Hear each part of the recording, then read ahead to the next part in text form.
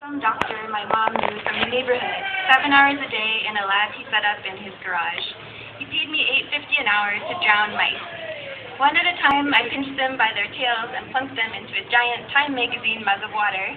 Using the stopwatch on my cell phone, I timed how long they struggled to tread water inside the cup before they gave up and sank to the bottom. Plunking them was fine. The hard part was waiting to make sure the mouse was actually gone. Sometimes after a while, one swam up from the bottom of the mug to paddle some more. Give it up, I'd say, my thumb poised to hit stop time. Most of them abandoned ship after a couple minutes. My huge face of God staring down into the bug didn't seem to bother them. No mouse ever looked up at me. If I were down there swimming desperately to the end, I'd at least try to make eye contact with the big guy upstairs. The point of it all was to test out this joy juice the doc had invented. He said it was going to be a universal, super-strength antidepressant, and it was going to change everything. One dose of this stuff every couple days and your life would be transformed. Some doctors thought depression wasn't worth their time. They wanted to handle the cool, weird stuff like multiple personality disorder. But the doc said if you cure someone's depression, you're fixing their marriage, their career, and everything else. He wasn't just cheering people up, he was saving lives. When he got started talking about it all, I couldn't look at him. Too embarrassing to see someone that old get that excited. He was paranoid that someone would steal his formula, which was why he had me running the experiment in his garage while he was at the hospital all day.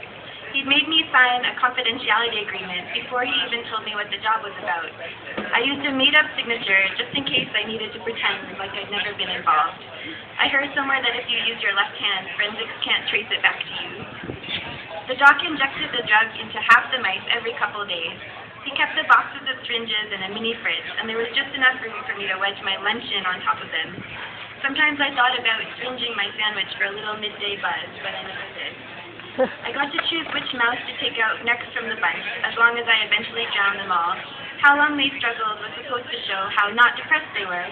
In theory, the joy juice made them try longer to save themselves, but I couldn't tell which ones were on the meds and which weren't. They mostly all paddled for the same 200 seconds or so, tails noodling around like pasta boiling. Sometimes an outlier lasted 10 or 15 minutes, but that didn't happen often. The worst was when it hit 5 o'clock and a mouse was still swimming. If it hadn't died by a quarter after, I drained the mug and put the mouse back in the cage.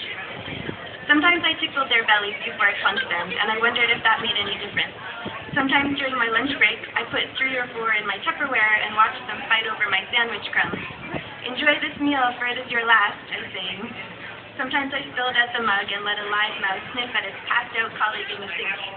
The live one never seemed as confused as I'd have thought if I were in that situation.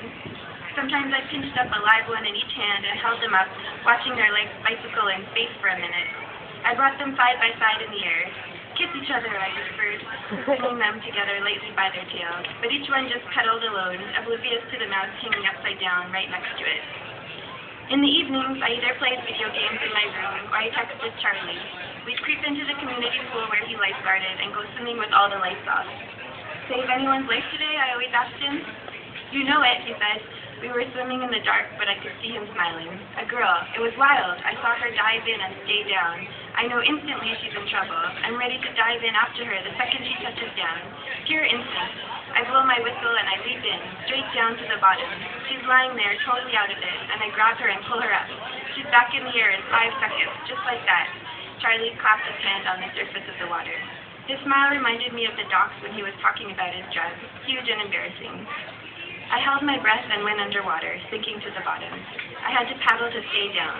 The pressure built on my ears, and I pushed back up. You think she did it on purpose? I asked Charlie. What, hit her head? Charlie flicked water at me. No, man, we're not talking about your depressed mice. You ever think the reason they're depressed is they have to spend all day with you?